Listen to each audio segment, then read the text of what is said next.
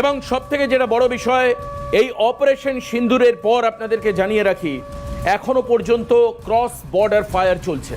এখনো পর্যন্ত কাশ্মীরের একাধিক জায়গা থেকে খবর আসছে যেখানে পাকিস্তানের তরফে এলওসির ওপার থেকে গুলিবর্ষণ করা হচ্ছে ভারতীয় সেনার দিকে। তাতে সাধারণ মানুষ, যারা কাশ্মীরে বসবাসকারী যারা সাধারণ মানুষ, তাদের প্রাণ যাচ্ছে। আর উল্টো দিকে ভারতীয় সেনাও তার পাল্টা দিচ্ছে, তার রিটালিয়েশন করছে ভারতীয় সেনা। আর আসুন এখন এই মুহূর্তে আপনাদেরকে দেখাই যে অপারেশন সিঁদুর শুধুমাত্র একটা নাম নয়, এটা আমাদের কাছে আবেগ। আজকে গর্বে বলতে ইচ্ছে করছে যে আমরা ভারতবাসী, আমরা অন্যায় অপরাধ মাথা নিচু করে কখনোই মেনে নিই না। তার প্রমাণ কিন্তু কালকে ভারতীয় সেনা দিয়েছে। ভারতীয় 3 সেনাকে স্বাধীনতা দিয়েছিলেন প্রধানমন্ত্রী, এবং তারপর তারা ঠিক উপযুক্ত সময়ে বেছে নিয়ে একেবারে প্রিসাইজ ওয়েতে, নিখুঁত নিশানায় আক্রমণ চালানো হয়েছে 9টি জায়গায়। আসুন দ্রুত আপনাদেরকে দেখাই যে কোন কোন 9টি জায়গায় আক্রমণ চালানো হয়েছে। আসুন দ্রুত দেখাই। এই হচ্ছে, আগে প্রথমে ম্যাপ দেখাই, পিওজেকে অর্থাৎ পাক অকুপাইড কাশ্মীরের। দেখুন এই হচ্ছে জম্মু, এই হচ্ছে শ্রীনগর, এটা হচ্ছে আমাদের লাইন অফ কন্ট্রোল। এর ভেতরটা হচ্ছে পিওজেকে অর্থাৎ পাক অকুপাইড জম্মু কাশ্মীর। আপনার ভারতীয় ম্যাপের উপরের অংশটা দেখুন। আর ঠিক তার সীমানা বরাবর একাধিক জায়গায় এই লঞ্চ প্যাডগুলো ছিল, যে লঞ্চ প্যাড দিয়ে এই সীমানা পেরিয়ে শ্রীনগর, জম্মু এই সমস্ত অঞ্চলে জঙ্গি কার্যকলাপ চলত। এটা একদম পরিষ্কার। এবার আপনার মনে হতে পারে যে 22 তারিখে পেহেলগাঁও হামলার পর কেন সময় লাগলো। তার কারণ এই জঙ্গি ঘাঁটিগুলো সম্পর্কে, এই যে যেখানে যেখানে জঙ্গি ঘাঁটি রয়েছে, তার নিখুঁত ইনফরমেশন সংগ্রহ করছিলেন ইন্টেলিজেন্স ব্রাঞ্চ, এবং তারপর সেই ইন্টেলিজেন্স যাচ্ছিল সেনার হাতে, বিদেশ দপ্তরের হাতে, এবং তারপরে আরও স্ট্র্যাটেজিক্যাল অ্যানালিসিস করার পর গতকালকের অপারেশন সিন্দুর এখনো পর্যন্ত সাকসেসফুল। পাকিস্তানের তরফ থেকে একাধিক জায়গায় স্বীকার করে নেওয়া হয়েছে যে এই অ্যাটাক হয়েছে, এবং তার একাধিক ভিডিও এসছে সামনে। আসুন কোন কোন 9টি জায়গায় আক্রমণ করা হয়েছে একবার দ্রুত দেখাই। কোন 9টি জায়গায় ভারতের গুড়িয়ে দেওয়া পাকিস্তানের 9টা জঙ্গি ঘাঁটি, মার্কাজ সুবহান আল্লাহ, বাহাওয়ালপুর, জৈশ-ই মোহাম্মদের ঘাঁটি। আমি একটু স্টে করতে বলবো। মার্কাজ তৈবা, মুরিদকে বলে যে জায়গায়, লস্কর তৈবার ঘাঁটি, সার্জল, তেহরা কালান, জৈশ-ই মোহাম্মদের ঘাঁটি, মেহমুনা জায়া, শিয়ালকোট, হিজবুল মুজাহিদিনের ঘাঁটি, মার্কাজ আহলে হাদিস, বারনালা, লস্কর তৈবার ঘাঁটি, মার্কাজ আবাস, কোটলি, লস্কর তৈবার ঘাঁটি। 6টা জায়গা, পরের 3টে জায়গায় দেখবো দ্রুত। এই 6টি জায়গায় কালকে এয়ার স্ট্রাইক হয়।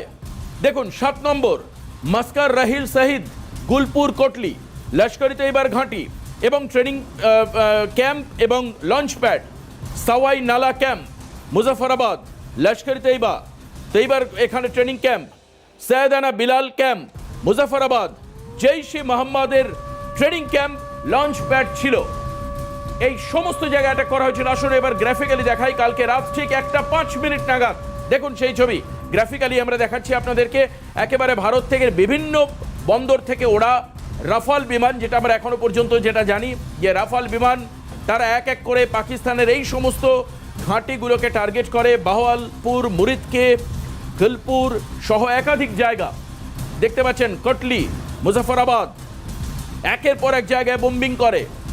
ভীমবের, চক আমরু, শিয়ালকোট,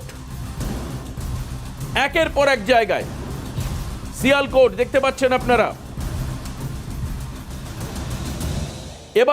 এবার আপনাদেরকে বলবো, এই 9টি জায়গায় স্ট্রাইকের ফলে, এই যে 9টা জায়গায় স্ট্রাইকের ফলে কি হচ্ছে, এই 9টা জায়গায় স্ট্রাইকের পরে 21টা লঞ্চ প্যাড, জঙ্গিদের ঘাঁটি, ট্রেনিং সেন্টার, যেগুলো ডেস্ট্রয় হয়েছে, ধ্বংস হয়েছে বলে দাবি ভারতীয় সেনার। আসুন দেখাই একবার দ্রুত কোন কোন জায়গায় পাকিস্তান পাক অধিকৃত জম্মু কাশ্মীরের জঙ্গি ঘাঁটি, সাওয়াই নালা, সৈয়দ নবিলাল, মাস্কারি আকশা, একাধিক জায়গায়। থামতে বলবো আমি, এক এক করে জায়গাগুলোর নাম আপনাদেরকে পড়ে দেব।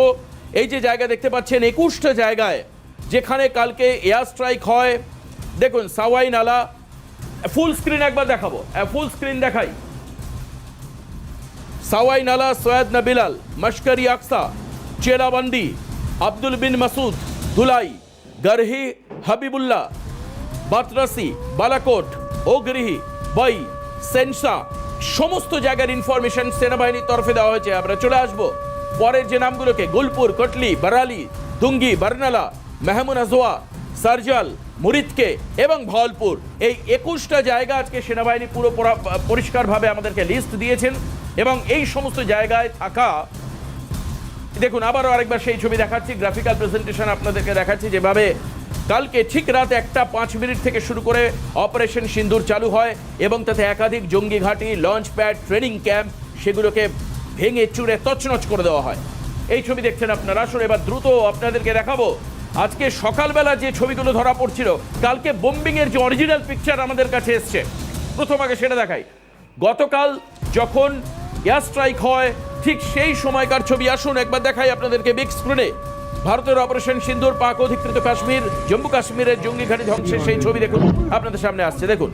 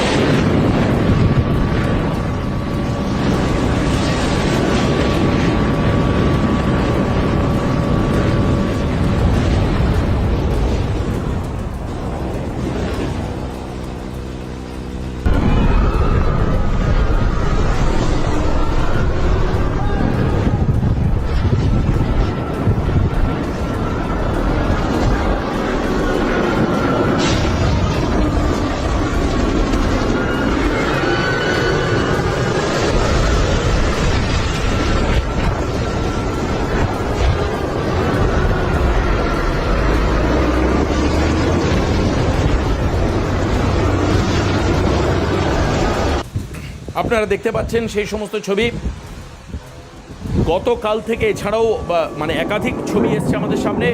সকাল বেলাকার যে ছবিগুলো আমরা আজকে পেয়েছি, বিভিন্ন সূত্র মারফত আমরা পাচ্ছি, বিভিন্ন মিডিয়া থেকে আমরা পাচ্ছি, সকাল বেলার যে ছবিগুলো, ধ্বংসস্তূপের ছবি একবার দেখাই আপনাদেরকে। দেখুন, জৈশ ই মোহাম্মদের ঘাঁটির ধ্বংস, বাহাওয়ালপুরের ছবি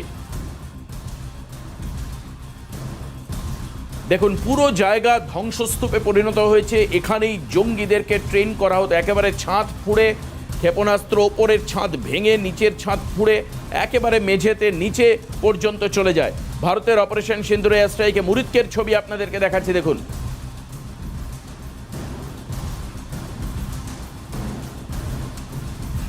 এবার দেখুন মুজাফফরাবাদের ছবি, সেখানে গতকাল রাতে যে ভিডিও হয় তার থেকে তোলা ছবি, একাধিক সমস্ত জায়গায় ছড়িয়ে ছিটিয়ে রয়েছে ধ্বংস হয়ে যাওয়া লঞ্চ প্যাডের ছবি। দেখুন, বাহাওয়ালপুর জৈশের আরেকটি ঘাঁটি, জৈশ ই মোহাম্মদ যে জঙ্গি সংগঠন, তাদের আরেকটি ঘাঁটির ধ্বংসের ছবি। গতকাল এয়ার স্ট্রাইকে একেবারে কিভাবে মেঝে ফুঁড়ে ভেতরে ক্ষেপণাস্ত্র চলে যায় এবং সেখানে গভীর ক্ষত এখনো খুব পরিষ্কার এই ছবির মধ্যে আপনারা দেখতে পাচ্ছেন। একের পর এক ছবি সামনে আসছে, দেখতেই পাচ্ছেন আপনার পুরো ছবি।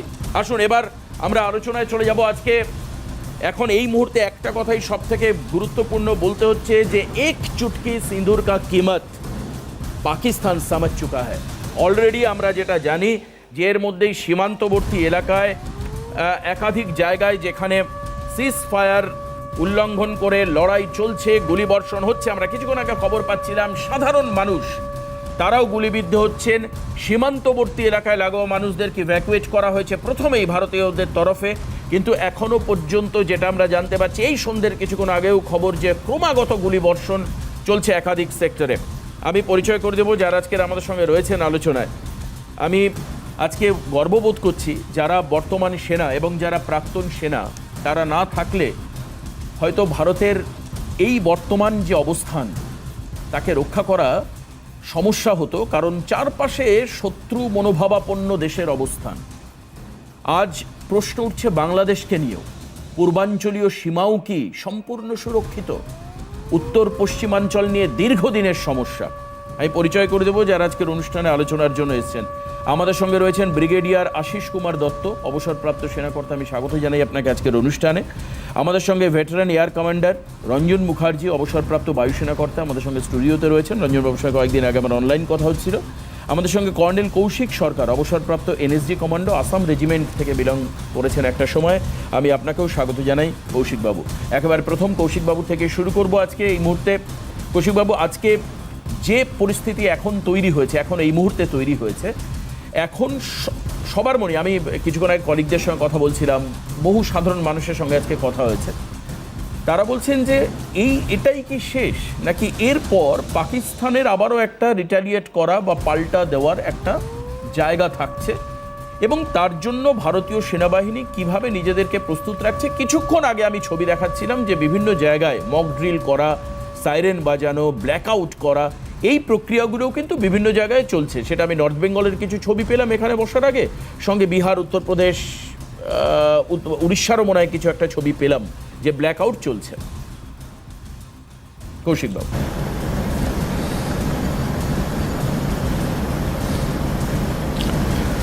হ্যাঁ, দেখুন, আজকের যে অপারেশনটা হলো, আজকেরই বলবো কারণ রাত 12টার পরে সেটা পরের দিন হয়ে যায়। তো আজকের যে অপারেশনটা হলো, সেই অপারেশনটা হচ্ছে ওয়ার্ল্ডের one of the finest operation বলতে পারবো, এবং হিস্ট্রিতে এটা নাম করে ফেললো। কেন? 25 মিনিটে 9টা প্রপার টাইপ টেররিস্ট টার্গেট পাকিস্তানের ভিতরে, 5টা পিওকেতে আর 4টে পাকিস্তানে, আমরা একসাথে অ্যাটাক করলাম এবং সেগুলো ধ্বংস করলাম, এবং তার সাথে কোনো কোলাট্রাল ড্যামেজ হয়নি। এটাই মেনে নিতে হবে। প্রিসিশন গাইডেড অ্যামিউনিশন দিয়ে আমরা রাফেল এয়ারক্রাফট থেকে যেভাবে এটাকে পরিচালনা করেছি, এটার কোনো কম্প্যারিজন হয় না। সেটা নাম্বার 1। নাম্বার 2, আমরা যেহেতু এটা করেছি, এতে ওখানে প্রায় ধরুন আমার অনুমানে প্রায় 300-র উপরে লোকের ক্ষয়ক্ষতি হয়েছে, মানে টেররিস্টদের। এবং সেটা যখন হয়েছে, তারাও পাকিস্তান, এখন মদতকারী তো পাকিস্তান, এই পাকিস্তান সেখান থেকে এই লিডটা নিয়ে ওরা একটা রিটালিয়েটরি অ্যাকশন করবেই, কারণ এটা পাকিস্তানের ব্লাডে আছে যে আমরা একটা রিটালিয়েটরি সবসময় করব। ওরা করেও গেছিল, ওদের 2টো এয়ারক্রাফট কিন্তু আমরা একদম ধ্বংস করে দিয়েছি। তো এইটা বুঝতে হবে যে পাকিস্তান যদি রিটালিয়েশন করে, আমরা ফুললি প্রিপেয়ার্ড। যেটা আপনি বলছিলেন, মক ড্রিল, ব্ল্যাকআউট, এইসব প্র্যাকটিসগুলো চারিদিকে হচ্ছে। আমাদের বর্ডার এরিয়াসগুলোতে বাংকার আছে, সেই বাংকারের ভিতরে সিভিলিয়ানদের ঢোকানো হচ্ছে বা প্র্যাকটিস করা হচ্ছে, সেগুলো কিন্তু চলছে। আর বর্ডার এরিয়াসে তো পাকিস্তান অলরেডি শেলিং করছে। আমাদের অনেক সিভিলিয়ানসদের উপরে তারা শেলিং করেছে, যেখানে সিভিলিয়ানসরা মারা গেছে, এবং সেটা আমাদেরকে মাথায় রেখে মানে এর পরে যেটা করণীয় সেটা আমাদেরকে করতে হবে, এবং আমরা তার জন্য কিন্তু পুরোপুরি প্রস্তুত। ওরা আমাদের জাস্ট একটাই অপারেশন দেখলো, আর 2টো ক্ষেপণাস্ত্র দিয়ে আমরা যে পরিমাণে ড্যামেজ ওদের মধ্যে করতে পেরেছি, সেটা খুবই বড় জিনিস। ওরা আমাদের নেভির পাওয়ার এখনো দেখেনি, ওরা আমার আর্মির ফুল পাওয়ারটা এখনো দেখেনি, আমাদের মিসাইল সিস্টেমগুলো পুরো এখনো বুঝে উঠতে পারেনি। ওদের তো এয়ার ডিফেন্স বলুন, যাই বলুন, বা রাডার বলুন, সেগুলো কোনোটাই তো কাজ করলো না। আমাদের মিসাইল তো ভিতরে ঢুকে গেল, আরামসে চলে গেল, এবং তার অ্যাকশনও করে দিল। বরঞ্চ ক মাস আগে ব্রহ্মোস ওই সাইডে চলে গেছিল অ্যাক্সিডেন্টলি, সেটাও তারা টার্গেট করতে পারেনি, সেটাও ওরা মানে ইন্টারসেপ্ট করতে পারেনি। সেই ব্রহ্মোসটা পাকিস্তানে গিয়ে ফেটে গেছে। কিন্তু কদিন আগে তাদের পাওয়া চায়না থেকে PL-15E মানে এক্সপোর্ট ভার্সন মিসাইল, যেটা ওরা পেয়েছিল, যারা ও ভাবছিল আমাদের রাফালের এগেনস্টে ইউজ করবে, সেটা একটা সুখয়ের পিছনে লাগানো হয়েছিল। আজকে বোধহয় তারা ফায়ারও করেছিল, সেটা ধ্বংসাবশেষ আমাদের মানে কান্ট্রিতে পাওয়া গেছে, এবং সেটা থেকেই বোঝা যাচ্ছে যে পাকিস্তানের কতটা তৈরি, কতটা তাদের টেকনোলজি অ্যাডভান্সমেন্ট আছে, কতটা তারা করতে পারবে আমাদের এগেনস্টে, আমরা যদি রুখে দাঁড়াই। যে এটা তো শুধু ট্রেলার হলো, যেটা আজকে দেখলে তোমরা, সেটা হচ্ছে একটা ট্রেলার, কি এখনো তো পুরো মুভি আবি বাকি। আপনি বলছেন এখনো পুরো মুভি বাকি হ্যাঁ। একেবারে আমি এয়ার কমান্ড্যান্ট রঞ্জন মুখার্জি আমাদের সঙ্গে রয়েছেন। রঞ্জনবাবু, আপনার কাছে যাব। এই যে এয়ার স্ট্রাইকটা হলো, এই ক্ষেত্রে কোন কোন দিকে গুরুত্ব দেওয়া হলো, কী ধরনের ক্ষেপণাস্ত্র ব্যবহার করা হলো, তার এফেক্টিভিটি কেমন ছিল, এবং এই যে প্রিসাইজ অ্যাটাক যেটা বলা হচ্ছে, যেটা কিছুক্ষণ আগেই আমি দুপুরবেলার দিকে শুনছিলাম প্রতিরক্ষামন্ত্রী রাজনাথ সিং বলছেন যে সাধারণ যারা সিভিলিয়ান পাকিস্তানের তারা কোনোভাবে আক্রান্ত হয়নি এর ফলে, শুধুমাত্র প্রিসাইজ ওয়েতে জঙ্গি ঘাঁটিগুলোকে টার্গেট করা হলো। মানে এই যে আমরা একদিকে দেখতে পাচ্ছি যে যুদ্ধ সমরাস্ত্রের একটা ব্যাপক ডেভেলপমেন্ট, একটা ওয়ার্ল্ড ওয়াইড তারে এই যে প্রিসাইজ ওয়েতে, এবং আমি আরেকটা জায়গায় জিজ্ঞেস করবো কোন ধরনের ক্ষেপণাস্ত্র ব্যবহার করল এবং কটি বিমান গতকাল রাতে কি প্রক্রিয়াতে এই কাজগুলো হয়, আপনার অভিজ্ঞতা একটু আমি জানতে চাইবো আপনার থেকে। দেখুন, ভারত একটা প্রাচীন সভ্যতা এবং ভারতকে ছোটোখাটো কিছু কাজকর্ম করে পাকিস্তান, পুলওয়ামা বলুন, পেহেলগাঁও বলুন, আমাদেরকে ভয় দেখানো সম্ভব নয়।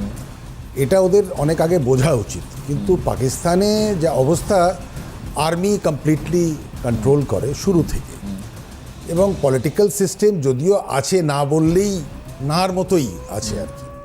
তো ওরা এরকম রিটরিক্স করতে থাকবে এবং তার সদুত্তরও পাবে। সিঁদুর 1 এখন হলো, কর্নেল সাহেব বললেন, একদম ঠিক বললেন, এটা তো এখন ট্রেলার। দেখুন, প্রত্যেকটা অ্যাকশনের অপোজিট রিয়াকশন হবে, পাকিস্তান রিয়াক্ট করবে এবং রিয়াক্ট করছে, আপনি যেমন বললেন। যেটা হচ্ছে এটা তো আমরা 23 তারিখ সন্ধ্যেবেলা থেকে দেখতে পাচ্ছি। 22 তারিখে ঘটনা ঘটলো, 23 তারিখ থেকে সিজফায়ারকে 10 বারের উপর উল্লঙ্ঘন করা হয়েছে এবং বর্ডার আমি আপনার প্রশ্নটার উত্তরে আসবো, তার আগে আমি ব্যাকগ্রাউন্ডটা দিয়ে দিচ্ছি। তো সেটাতে ওরা রিটালিয়েট করবে। আপনি জিজ্ঞেস করলেন যে আমরা কি ধরনের, আমরা এয়ার টু সারফেস মিসাইলস, আচ্ছা, স্ক্যাল্প মিসাইলস বলে, ওগুলোকে আমরা ইউজ করেছি। তো এগুলোর রেঞ্জ মোটামুটি 150 to 200 কিলোমিটার্স। তো আমাদের হয়তো আমরা এলওসির ওপর থেকেও আমাদের এয়ারক্রাফটস আর কেপেবল, এবং কিছু কিছু সারফেস টু এয়ার এবং এয়ার টু সারফেসও আমরা ইউজ করতে পারি। তো আমরা সেইগুলোই ইউজ করে আমাদের ওদের 9টা যে জঙ্গিদের আড্ডা ছিল সেইগুলোকে ধ্বস্ত করলাম। এবং এই অ্যাপ্রোপ্রিয়েট নামটা সিঁদুর খুব সুন্দরভাবে দেওয়া হয়েছে, যে মাথার সিঁদুর যে 25 জন মহিলার ওরা মুছলো, তো সেই সিঁদুরেরই খেলা আমরা এবার খেললাম। এবং যেটা অ্যান্টি হিন্দু ইসলামিক একটা টেরর, র্যাডিক্যালিজম, এর টেররের একটা জিনিস। এবং ওদের যে কারেন্ট জেনারেল, তাকে আমি পাগল বলি, he is not a normal human being, general Munir. এবং উনি যেটা করলেন সেটা অত্যন্ত নিন্দনীয়, দুঃখজনক, এবং সেটা আজকে তার সদুত্তর উনি পেলেন। এবং আই এম শিওর দ্যাট এটার এগেনস্টে ওটা রিটালিয়েট করে আমাদের নিরীহ কিছু লোকে আবার মারতে চেষ্টা করবে। এর পরে যেটা হবে, আমি কোনো ভবিষ্যৎবাণী করছি না, তবে আমি এটা নিশ্চিতভাবে জানি যে পাকিস্তান 3টে থেকে 4টে টুকরোতে ভেঙে যাবে। আলটিমেট রেজাল্টটা তাই হবে। বালুচিস্তান বেরিয়ে যাবে এদের এখান থেকে, এবং সিন্ধ এবং বাকি অন্য অনেক প্রান্ত যারা খুব দুঃখে আছে, কষ্টে আছে, ওদের সঙ্গে থাকতে চায় না। এবং এদেরকে নাকি শুনেছি রঞ্জন সাহেব যে এদেরকে এরা পাকিস্তানি বলে মানতেও নাকি চায় না। না, চায় না তো, চায় না তো। দেখুন, এরপরের খেলাটা অন্য রকমের হবে। ওদের একটা গিলগিট বাল্টিস্তান জায়গা আছে। গিলগিট বাল্টিস্তান হচ্ছে একটা খুব রিচ খনিজ পদার্থের জায়গা, যেটাকে আমরা রেয়ার আর্থ বলি। এই যে মোবাইল ফোন থেকে শুরু করে ফাইটার জেটস, প্লেন অবধি এই রেয়ার আর্থ মেটেরিয়ালগুলো দরকার হয়। এবং সেখানে দেখুন 3টে কান্ট্রি ঘিরে আছে, 3টেই পরমাণু শক্তিশালী দেশ, ভারত, চীন, পাকিস্তান। এবং ভারত, আমরা ওটাকে ভাবি যে ওটা আমাদের, এবং ওখানে মাইনিং এর রাইটস কিন্তু পাকিস্তান চায়নাকে শুরুতে দিয়ে দিয়েছিল। আসল খেলাটা এখান থেকে হবে। আমেরিকারও চোখ হতে পড়ে গেছে, এবং সেইভাবেই যেভাবে বাংলাদেশ তৈরি করলো আমেরিকা, তার পেছনে একটা কারণ হচ্ছে একটা সামথিং নিউ। আমাদের দেশটা প্রাচীন সভ্যতাই বললাম, মহাভারত এখান থেকে শুরু। কত বছর, 5000 বছর আগেকার কথা। তখন ঢাল তরোয়াল নিয়ে লড়াই হতো, ঘোড়ার পিঠে, হাতির পিঠে লড়াই হতো। তার থেকে সাম্রাজ্য দখলের লড়াই, ধর্মযুদ্ধের লড়াই, ধর্মের লড়াই। কৃষ্ণ ওখানে ধর্মের কথা বলছেন। এই যুদ্ধে তো বলা হচ্ছে ধর্ম, এটাও ধর্মের কথা, ধর্ম, অ্যাবসলিউটলি। তাই তো নাম সিঁদুর। সিঁদুরের মানে কি? সিঁদুর, একটা বিবাহিত মহিলা সিঁদুর পরেন, তিনি কি প্রমাণ করেন? তিনি প্রমাণ করেন তিনি বিবাহিতা, তিনি অন্য একজনের সঙ্গে থাকেন। তো সেই বিবাহিতা মহিলার দিকে কোনো লোকও পুরুষও তাকায় না। আচ্ছা, তার মানে রঞ্জনবাবু, এটা কি একদম পরিষ্কার হয়ে যাচ্ছে যে পেহেলগাঁও হামলায় যে সিঁদুর মোছা হয়েছিল এবং বলা হয়েছিল যে মোদিকে গিয়ে বলো, মানে যখন তো ফায়ার করা হয়েছিল তারই সদুত্তর। অনেক ক্ষেত্রে ওয়াইফরা বলেছিল যে আমাদেরকেও মেরে ফেল, কারণ যেহেতু পতি মারা গেছে তার আর অস্তিত্ব নেই, তো তখন তার সিঁদুর মোছা হয়েছে। আপনি বললেন কিছুক্ষণ আগে 25টা মাথার সিঁদুর মোছা হয়েছে, Correct. তারই কি জবাব এটা? কারণ মোদি একদম। নিজেও বলেছেন যে একদম, মানে এটাকে সিঁদুরের- মাথায় রেখে সিঁদুর নামটা দেওয়া একদম। এবং সিঁদুরের আরেকটা হচ্ছে যেটাকে আমরা আবির বলি বা হিন্দিতে বলি গুলাল। আচ্ছা, সেই গুলাল কিন্তু এবার পাকিস্তান দেখবে, পুরো পাকিস্তান গুলালে হয়ে যাবে। একদম। আমি একটা বিরতি নেব, কিন্তু তার আগে আজকে আমরা যে দেখলাম যে বিদেশ দপ্তরের থেকে যে প্রেস ব্রিফ করা হলো, তাতে কর্নেল সোফিয়া কুরেশি এবং অন্যদিকে উইং কমান্ডার ভূমিকা সিং, তারা দুজন বসে থাকলেন। অর্থাৎ কোথাও সেই নারী শক্তিকে সামনে এনে যেন প্রমাণ করার চেষ্টা করা হলো। কারণ একটা জিনিস খুব মাথায় রাখতে হবে যে মুসলিম মৌলবাদের নারী সত্তাকে কিন্তু রীতিমতো অপমান করা হয়। এবং কয়েকদিন আগে বাংলাদেশের একটি ঘটনা দেখেছি যে নারীদের অবয়ব তৈরি করে তাকে জুতো পেটা করা হচ্ছে, মৌলবাদী সংগঠনগুলো করছে। এবং এই কুখ্যাতি এটা পাকিস্তানেরও রয়েছে, মৌলবাদী সংগঠনগুলো। সেখানে কি বললেন কর্নেল সোফিয়া কুরেশি, একবার ছোট্ট করে আপনাদের শোনাবো, বিরতি নেব। বিরতির পর ফিরে এসে আশিস কুমার দত্ত আমাদের সঙ্গে রয়েছেন, ব্রিগেডিয়ার সাহেব, ওনার কাছে যাব, সঙ্গে থাকুন। सवाई नाला कैंप मुजफ्फराबाद, जो कि पीओजेके के लाइन ऑफ कंट्रोल से 30 किलोमीटर दूर है। यह एक लश्कर तौयबा का ट्रेनिंग सेंटर था। 20 अक्टूबर 2024 सोनमर्ग, 24 अक्टूबर 24 गुलमर्ग, 22 अप्रैल 2025 पहलगाम, इन हमलों के आतंकियों ने यहीं से प्रशिक्षण लिया था। একেবারে। আর এই মুহূর্তে একটি বড় খবর আমরা জানাবো আপনাদের। নির্লজ্জতার এখনো পর্যন্ত প্রতি মুহূর্তে প্রমাণ দিচ্ছে পাকিস্তান। কি সেই খবর দ্রুত আপনাদেরকে দেখাবো। একটা এই মুহূর্তে আমাদের কাছে বড় খবর আসছে, আর সেই খবর আপনাদেরকে দেখাবো। আমরা জানতে পারছি যে পুঞ্চ এবং তান্ধার বলে দুটি জায়গা, সেখানকার কি ছবি আসুন আপনাদেরকে দেখাবো। আমরা আসবো, একবার দেখে নেব পুঞ্চ এবং তান্ধার। অপারেশন সিন্দুরের পরও শিক্ষা নেয়নি পাকিস্তান। কি হচ্ছে সেখানে? কিছুক্ষণ আগে আমাদের কাছে খবর এসে পৌঁছয় অপারেশন সিন্দুরের পরও নির্লজ্জ পাকিস্তান সীমান্তে হামলা চালাচ্ছে। এখনো পর্যন্ত হামলা অব্যাহত। 15 জন ভারতীয়ের মৃত্যু, সাধারণ ভারতীয় নাগরিকদের উপর হামলা চালানো হচ্ছে। 15 জন ভারতীয়ের মৃত্যু আর 40 জন আহত। এই দেখুন সেই ছবি আপনাদেরকে দেখাচ্ছি। নিরীহ ভারতীয়দের উপর আক্রমণ চালানো হচ্ছে। নিরীহ ভারতীয়দের উপর সিজ ফায়ার উল্লঙ্ঘন করে, অ্যাভয়েড করে দেখুন সাধারণ নিরীহ ভারতীয়দের বাড়ি ঘর জ্বালিয়ে দেওয়া হচ্ছে, গোলাবর্ষণ হচ্ছে। ক্রমাগত সীমান্তবর্তী এলাকায় এলওসি বরাবর ক্রমাগত গোলাবর্ষণ, এবং তার ছবি বেশ কিছু এসছে আমাদের কাছে। পুঞ্চ এবং তান্ধার এলাকায় 15 জন ভারতীয়ের মৃত্যুর খবর আমরা পাচ্ছি, 40 জন আহত হয়েছেন। গুলিগোলা চলার ছবি একবার আপনাদেরকে দেখাই, কিভাবে গুলি চলছে। দেখুন এই এলাকায় বিভিন্ন জায়গায় গুলি চলেছে, একাধিক বাড়িতে গুলির ক্ষত একেবারে পরিষ্কার। এই যে বুলেট স্পট একাধিক জায়গায় আমরা দেখতে পাচ্ছি। সীমান্তের যে এলাকা রয়েছে সেখানে উত্তেজনা, দেখুন, শুনুন।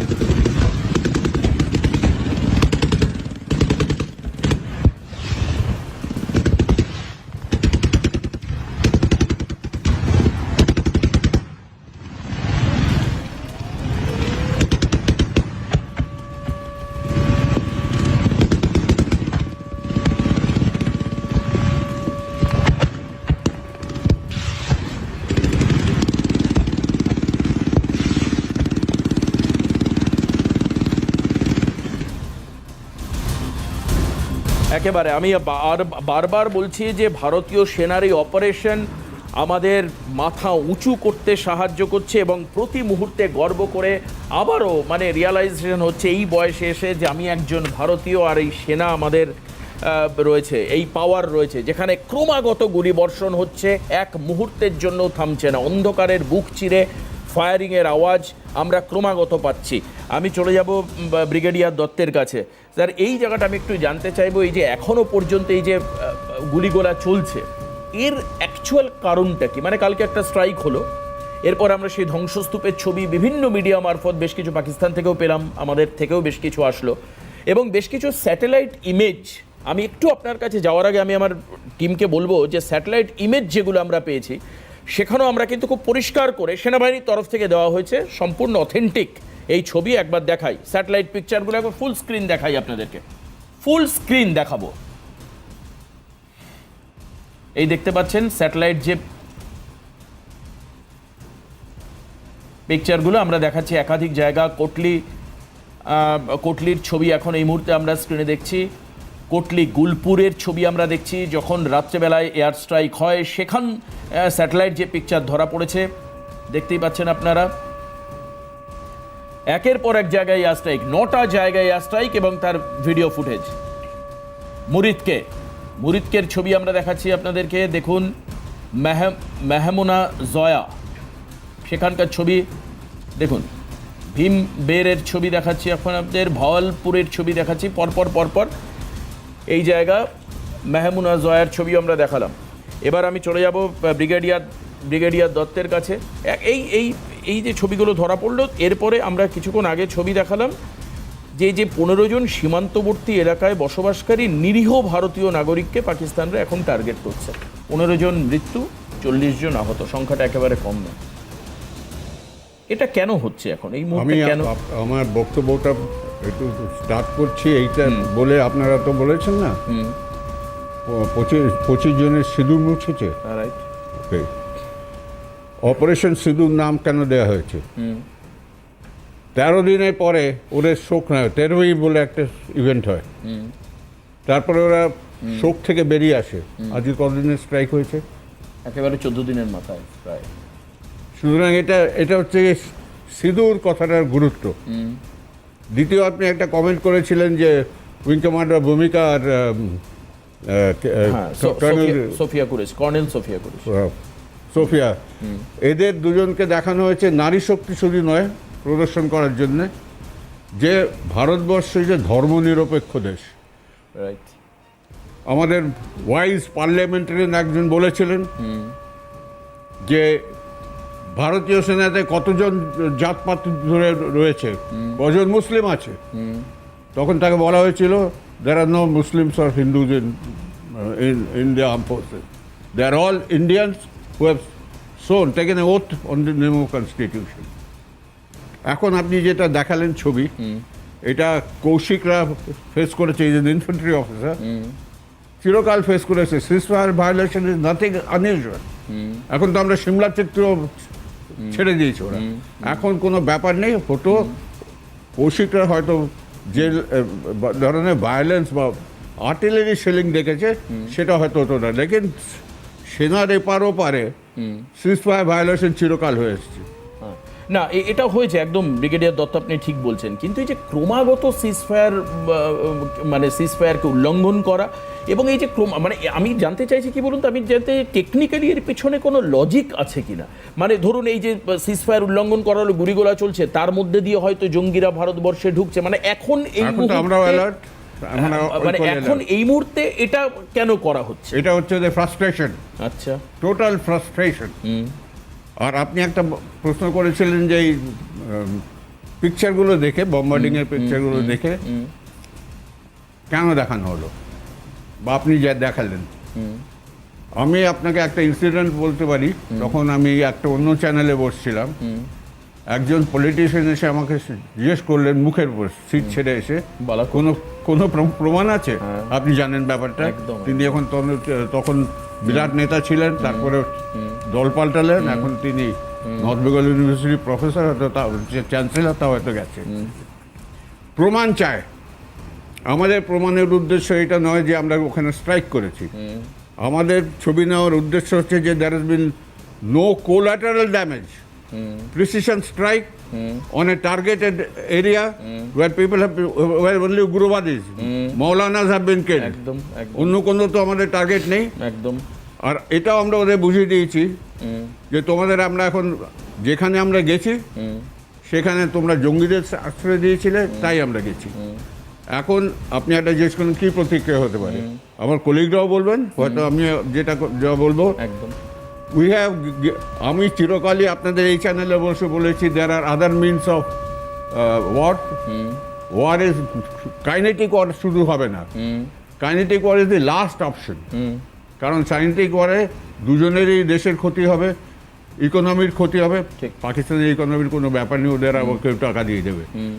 আমরা আরও 20 বছর হয়তো ইকোনমিতে এবং রিসার্চে পিছিয়ে যাব। সেটা that is the last option. Sir একটা কথা জিজ্ঞেস করি, আমার এই মুহূর্তে প্রশ্নটা মাথায় আসলে হয়তো সময় গেলে ভুলে যাব। এই যে এখন এই মুহূর্তে আমি কোনো পলিটিক্যাল এরিনার কথা বলছি না, I am not mentioning any political party, কিন্তু এখন যে অ্যাগ্রেশনটা দেখা যাচ্ছে, মানে একবার যদি তুমি আমাকে রক্তচোখ দেখাও তা আমি তোমাকে 5 বার রক্তচোখ দেখাবো, একবার যদি তুমি আঙুল তোলো আমি তোমার আঙুল ভেঙে দেবো। এই যে মানসিকতাটা, এটা তো নিশ্চয়ই সেনাবাহিনীকে বুস্ট করছে। আমার কথা হচ্ছে যে আগের তুলনায় এখন কি অ্যাগ্রেশনটা অনেক বেশি? নিশ্চয়ই বুস্ট করছে, কারণ আমি বুস্টেড হইনি, আমার দুই ছেলে আচ্ছা এখন ওরা যুদ্ধের ক্ষেত্রে আছে। সুতরাং আমার তো বুস্ট হওয়ার খুবই দরকার, ইম্পর্টেন্ট।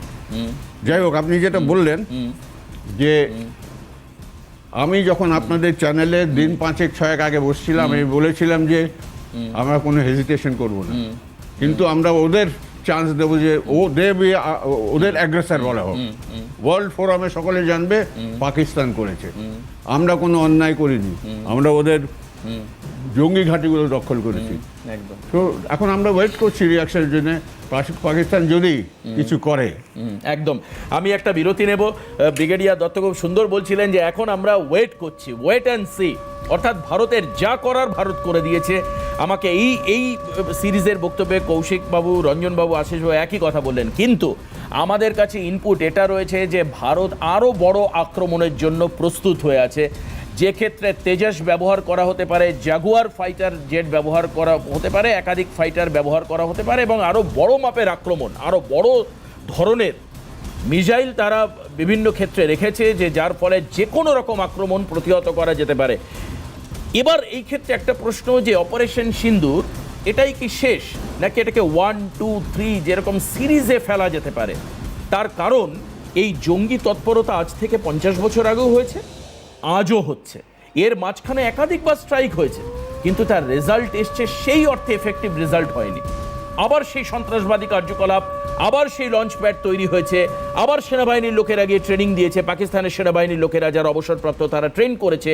আবার এই ফান্ডিং, যেটা ব্রিগেডিয়ার দত্ত বলছিলেন, পয়সা ওদের চলে আসবে বাইরে থেকে পয়সা, আবার পয়সা ফান্ডিংস হয়েছে, আবার তারা ভারতবর্ষের প্রাণ নষ্ট করেছে। আমার কথা এবার এই মুহূর্তে এটা অত্যন্ত প্রাসঙ্গিক যে যদি আমি শিকড় উপড়ে না ফেলি, তাহলে আগামী দিনে কে গ্যারান্টি দিতে পারবেন? আমার সঙ্গে 3 জন বিশিষ্ট সেনাকর্তা রয়েছে, তারা বলতে পারবেন যে আগামী দিনে আর কখনো জঙ্গি আক্রমণ হবে না ভারতবর্ষে। তাহলে শিকড় থেকে এই সন্ত্রাসকে সমূলে ধ্বংস করবার জন্য কি করা উচিত, এই অংশে আমরা আলোচনা করব। প্রশ্ন একটা, উত্তর অনেক। অনেক লোকের অনেক রকম মত, অনেক কথা বলছেন, তবে যারা এই সেক্টরে এক্সপার্টিজ, আমি আজকে তাদের নিয়ে বসেছি। আজকে এখানে কোনো পলিটিক্যাল লোক নেই, কোনো পলিটিক্যাল রিপ্রেজেন্টেশন নেই এখানে। তার কারণ দেশের স্বার্থ সমস্ত রাজনৈতিক স্বার্থের ঊর্ধ্বে, সমস্ত রাজনীতির ঊর্ধ্বে দেশের স্বার্থ। আমরা সবাই এক। আজকে আপনাদের স্পেশাল ইনপুট দিয়ে দিই। আজকে স্বরাষ্ট্রমন্ত্রী তিনি বিভিন্ন রাজ্যের মুখ্যমন্ত্রীদেরকে নিয়ে বৈঠক করেছেন, এবং সেই বৈঠকের পর বিশেষ করে পশ্চিমবঙ্গের কথা আমি বলি। পশ্চিমবঙ্গের সঙ্গে যে সমস্ত জায়গায় সীমান্ত যুক্ত রয়েছে, বাংলাদেশের সঙ্গে একটা বড় অংশের সীমান্ত যুক্ত রয়েছে, নেপালের সঙ্গে একটা অংশ যুক্ত রয়েছে, এই সমস্ত জায়গায় নিরাপত্তা মারাত্মকভাবে বাড়ানো হয়েছে এবং নিশ্ছিদ্র করা হয়েছে, নিশ্ছিদ্র নিরাপত্তা। এর কারণ কি?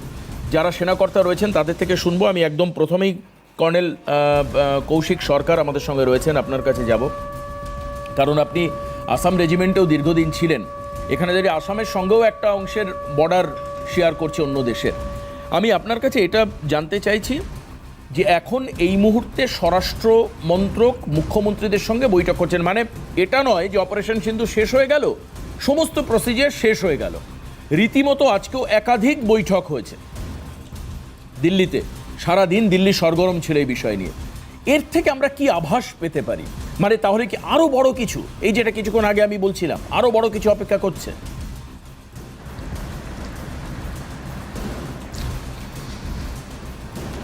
দেখুন আমাদের এখন এরকম পরিস্থিতি যে আমরা এখন ন্যাশনাল প্রিপেয়ারনেসে চলে গেছি, যে আমরা পুরোপুরিভাবে প্রিপেয়ার হব এবং পুরোপুরি পাকিস্তানের যে কোনো নেফারিয়াস ডিজাইন হোক না কেন আমাদের উপরে বা আমাদের চারিপাশে তো মানে বন্ধু বলে কেউ মানে আমি বলবো না, তারা সবাই এখন এনিমি হয়ে দাঁড়িয়েছে এবং সবাই মানে বেহেতি গঙ্গাতে হাত ধুয়ে নেওয়ার চেষ্টা করছে।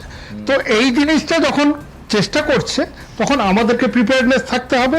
সেই জন্যই আজকে কিন্তু গৃহমন্ত্রী এই পুরো আমাদের যে চিফ মিনিস্টারদেরকে পরিষ্কারভাবে বলে দিয়েছে আমাদের কি করণীয় উচিত, কিভাবে আমরা আমাদের অখণ্ডতা মেনটেন করে আমরা যেন ঠিকমতো কাজে এগিয়ে যেতে পারি। তার আপনার দ্বিতীয় প্রশ্নের যেটা উত্তর আমি দেবো সেটা হচ্ছে পাকিস্তানকে আমরা এসকেলেট করতে চাই না, কোনো জিনিসে এসকেলেট করতে চাই না। বর্ডারে সিজফায়ার ভায়োলেশন হয়েই থাকে, আমি তাংধারে ছিলাম, আমি দেখেছি কিভাবে সিজফায়ার হয়। যেখানে কিছু হয় প্রথম ফায়ার অ্যাসল্ট বলে একটা জিনিস আছে, ওরা ফায়ার অ্যাসল্ট করে আমাদের উপরে, আমরা কাউন্টার ফায়ার অ্যাসল্ট করি। কিন্তু এবারে ওরা কি করছে, ডাইরেক্ট সিভিল এরিয়াতে ফায়ার করে দিচ্ছে এবং আরো কি লোককে উত্তপ্ত করছে, মানে প্রভোগ করার চেষ্টা করছে ইন্ডিয়াকে। আর দ্বিতীয়ত নিজের দেশের কান্ট্রি ম্যানকে এটা বলার চেষ্টা করছে দেখো আমরাও মারছি, কারণ পাকিস্তান আর্মি তো ইন্ডিয়ার এগেনস্টে যতটা কাজ করবে সেটার উপরেই তারা বেঁচে আছে, আর আমাদের মতো তো নয়। আমাদের এখানে কোনো টেররিস্ট সংস্থা নেই, পাকিস্তান কাকে মারবে? তারা সিভিলিয়ানদের উপরে ফায়ার করছে। সে আর্মির যে এফডিএল আছে, ফরওয়ার্ড ডিফেন্ডেড লোকালিটি, তার উপরে ফায়ারিং করছে, এলওসির উপরে ফায়ারিং করছে। এই ফায়ারিং করে ভিতর দিয়ে উগ্রবাদী ঢোকাবার চেষ্টা করছে, কিন্তু এখন কিন্তু পুরো সিকিউরিটি ফোর্স অ্যালার্ট, উগ্রবাদী ঢোকাতে পারবে না। ওদের অলরেডি যারা ঢুকে আছে তাদেরকে জাগিয়ে দেওয়ার চেষ্টা করবে, কিন্তু তাদের জন্য তাদের এগেনস্টে কম্বিং অপারেশন চলছে। নানা রকম ভাবে আমরা চেষ্টা করছি যে পাকিস্তান যেন তার ডিজাইনটাকে আর আমাদের এগেনস্টে খেলাতে না পারে, এটা আমাদের চেষ্টা চলছে। এবং আমরা যদি পাকিস্তান এসকালেট করে, আপনি বুঝতেই পারছেন আজকে তো যেরকম আমি আগে বললাম একটা ট্রেলার ছিল, এরপরে কিন্তু পুরো সিনেমাটা বাকি আছে। ও পাকিস্তান মানে বুঝতে পারছে না ওর কি অবস্থা হবে। একদম আমি একদম, আপনি বলছেন যে পাকিস্তান যদি পাল্টা কিছু দেয়, এসকালেট যদি করে, তাহলে সেক্ষেত্রে পাল্টা ভারতীয় সেনা দেবে। এবং যেটা গতকাল আমরা দেখেছি বা আজকে আপনি বলছেন ভোররাতে যেটা দেখেছি, তার থেকে ভয়াবহ হতে পারে। আমি ইয়ের কাছে আসবো, আমাদের ভেটেরিয়ান এয়ার কমান্ডার রঞ্জনবাবুর কাছে আসবো। রঞ্জনবাবু, একটা জায়গা আমি মানে জানতে চাইবো যে পাকিস্তান এই মুহূর্তে যদি সামরিক দিক থেকে, কারণ আমরা সমরাস্ত্রে দেখছি ওরা 12-তে রয়েছে, ভারত 4-এ রয়েছে, অনেকটা ভারতবর্ষ এগিয়ে রয়েছে।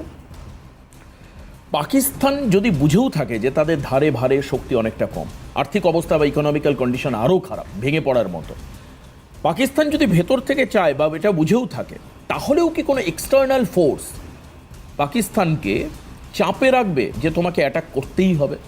একদম, এটা খুব প্রাসঙ্গিক প্রশ্ন এবং আমি পয়েন্টটা নোট করেই রেখেছিলাম যে বলবো মানসিকভাবে। দেখুন, আমরা ওদের জঙ্গিদের মারলাম, যেমন ব্রিগেডিয়ার সাহেব বললেন, আমরা কোনো নিরীহ পাবলিক সাধারণ সিভিলিয়ানকে মারিনি। হ্যাঁ, ওদের যেমন কর্নেল সাহেব বললেন, ওদের আমাদের এখানে জঙ্গি নেই, ওরা আমাদের নিরীহ লোকেদেরই মারবে। আমাদের সঙ্গে পাকিস্তানের কোনো কম্পারিজন হয় না, আপনি 4 আর 12 বলেই দিলেন সেটা। কিন্তু আমাদের এখানেও একটা বিশিষ্ট ধর্মের কিছু ধর্মান্ধ লোক আছে এবং খালি ওপারের ক্যাম্পকে ধ্বংস করা করলেই যেটা সিঁদুর 1 শেষ হয়ে গেল, সিঁদুর 2 হবে না। না, আমাদের ভেতরেও, দেশের ভেতরেও ওদের সাপোর্টে অনেক লোক আছে এবং স্লিপার সেলস আছে, সেগুলোকে আমূল ধ্বংস করতে হবে, নাম্বার 1। নাম্বার 2, টার্কি, চায়না, এরা দুজনেই, দুটো দেশই এখানে বেহেতি গঙ্গাতে হাত ধোয়ার চেষ্টা করবে। এবং টার্কি, চায়না কিছুদিন আগেও ওদেরকে মারণাস্ত্র থেকে শুরু করে, আমার তো একটা সোর্স থেকে খবর আছে যে সপ্তাহখানেক আগে, মানে পেহেলগাঁওয়ের 1 সপ্তাহ পরে, টার্কির থেকে 6টা প্লেন, কার্গো প্লেন ওরা বলেছিল, কার্গো পাঠিয়েছে ওরা পাকিস্তান। আমাদের কাছে বেশ কিছু ছবি যদি সম্ভব আমি দেখাবো। হ্যাঁ, দেখাবেন। এবং আমার দৃঢ় বিশ্বাস, আমার একটা সোর্স থেকে জানা, যে ওটাতে কমসে কম 3000 আইএসআই সিরিয়ার থেকে জঙ্গিরা পাকিস্তানে নেমেছে। একটা বর্ডার ওদের শেষ হয়ে গেছে। টার্কি ভারতের বিরোধিতা করছে এবং টার্কির এরডোগান বলেছে যে Bharat is not serious, so he is also a mad man. এবং ওর দেশে ও আজকে লাস্ট 17 বছর ধরে এই যে আমরা এখন এই মুহূর্তে ছবি দেখাচ্ছি, একবার ফুল স্ক্রিনে দেখিয়ে নিই টার্কির বিমান। এবং রঞ্জনবাবু বলছেন যে এখানে কিন্তু আপনি বললেন 6টা বিমান টার্কি থেকে বিমান এসেছে এরকম টার্কি এক থেকে। সপ্তাহ আগে। এই আমি কথা হচ্ছে বলছি যে মানুষ মানে কিরকম গ্রেটফুল নয়, কারণ এই তুরস্কই যখন কয়েকদিন আগে ভূমিকম্পর বিধ্বস্ত হয়ে আমরা গেল, সবথেকে বেশি হেল্প করেছি। বহু মানুষের মৃত্যু হলো, ভারত কিন্তু এর পাশে দাঁড়িয়েছিল। যদিও এই মুহূর্তে আমরা যেটা জানতে পারছি, আমেরিকা সহ পাশ্চাত্যের একাধিক দেশ ভারতকে মোরাল সাপোর্ট করছে, তার মধ্যে ইসরায়েলও রয়েছে, আমি যেটা আমি জানতে পারি। একটু স্ট্রেট ফরওয়ার্ড কথা বলবো। Right, definitely you can do.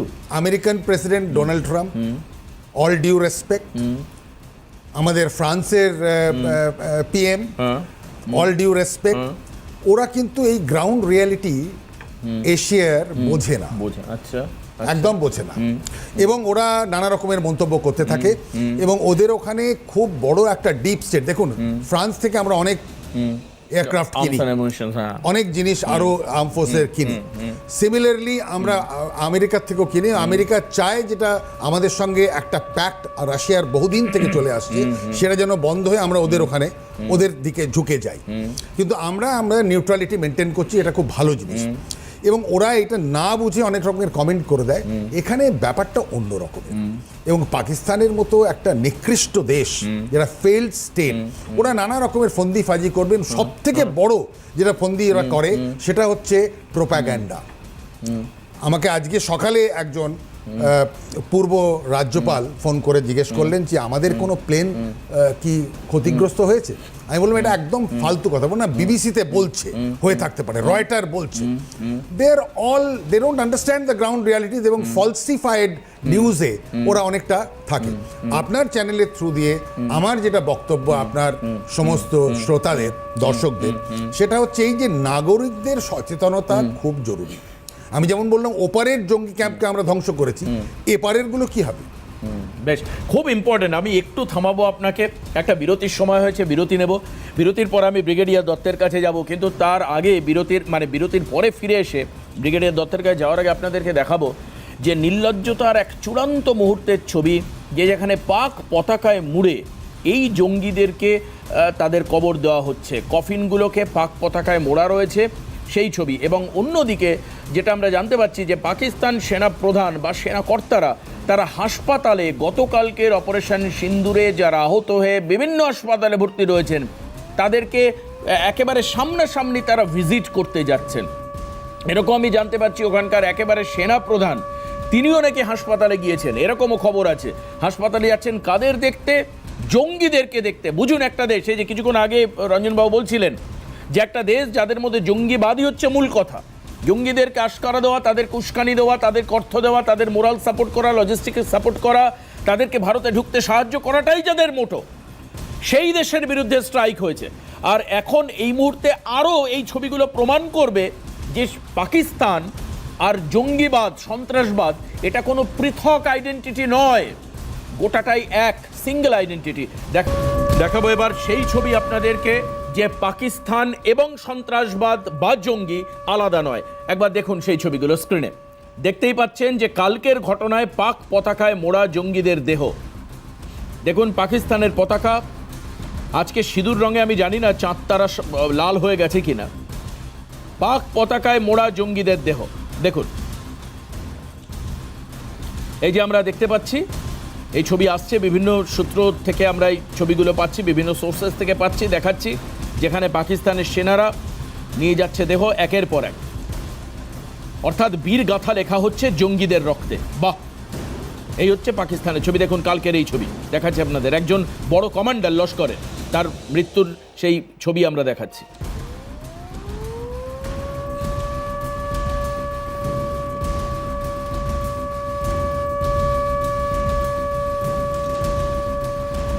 আমি চলে আসবো, ব্রিগেডিয়ার দত্ত আমাদের সঙ্গে রয়েছেন।